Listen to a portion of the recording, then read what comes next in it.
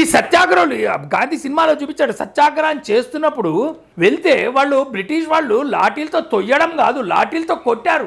మామూలు కొట్టడం కాదు, మంచి బండలాఠీల లాఠీలతో కొడితే బుర్రలు బద్దలు అయిపోయి చేతులు విరిగిపోయి అట్లా అయిపోయినాయి.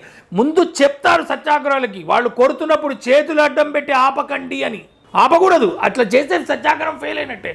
వాడు కొడుతుంటే మౌనంగా దెబ్బలు తినాలి. వాడు కొడుతుంటే ఆ సినిమాలో చూపిస్తాడు వాడైతే, అది స్పష్టంగా అదొక that's real scene. Actually real సీన్ని సినిమాలో కూడా చూపించాడు. కొడితే బుర్రలు కొడితే బుర్రలు పగిలిపోయి రక్తాలు గారిపోయినాయి, చేతులు ఇరిగిపోయినాయి, బొక్కలు ఇరిగిపోయినాయి, రక్తాలు గారిపోతాయి. వాళ్ళు అక్కడ కుప్ప కూలిపోతారు. కుప్ప కూలితే పక్కనున్న సేవాదళ వాళ్ళు వచ్చి వాళ్ళందరినీ ఆ స్ట్రెచర్స్ మీద మోసుకుంటూ పోయి వాళ్ళందరికీ కట్లు కట్టి అవన్నీ చేస్తారు వాళ్ళు. ఇది ఒక బ్యాచ్.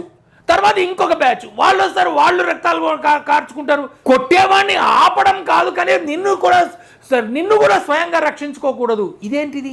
ఇది సత్యాగ్రహం. అసలు ఎంతమంది పాటించారండి సత్యాగ్రహాన్ని? సత్యాగ్రహాన్ని ఎంతమంది అంగీకరించారు?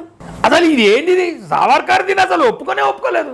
వాడు ఒక చిన్న రాయి వేస్తే వాడి మీద ఇటుక వేయండి, బాంబులు వేయండి, తుపాకులు తీసి కాల్చండి అన్నాడు.